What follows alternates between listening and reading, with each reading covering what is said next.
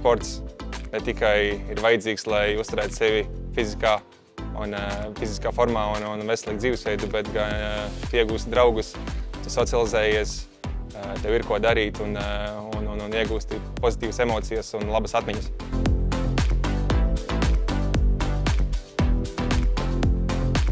Patiesībā ir tā, ka ikdienā mēģinām darīt kaut ko kopā, bet jau bērni ir paaugušies un arī kaut kādas savas lietas un savu hobiju. Tāpēc ir riktīgi forši, kad ir tādas bija aktīvi ģimenes sporta spēles, kas atkal saliedē ģimeni kopā un katrs no tiem saviem hobijiem sakoncentrējas tādu vienu kopīgu lietu un piedalās tieši ģimenes pasākumos.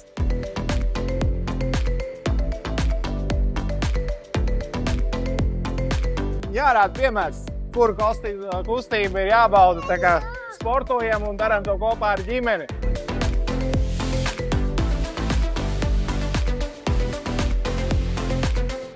Mēs atdodamies dejai, kustībai, atslēdzam prātu un mums ir zumba galvā, zumba kājās, zumba rokās un zumba visur, man liekas.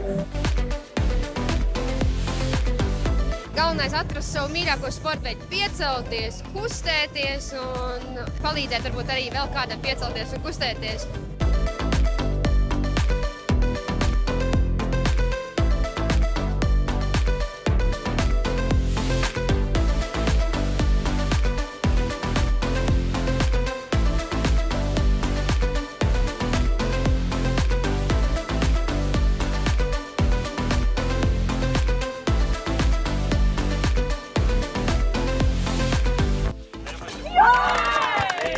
Mūsu skolē ir ļoti lieliski iespēja, ka mūsu infrastruktūra piedāvā daudzveidīgu darbību mūsu sporta aktivitātēm. Man liekas, ka mums tas ir dabīgi izdevies sportu sasaistīt un pierādīt, cik tas ir forši kustēties.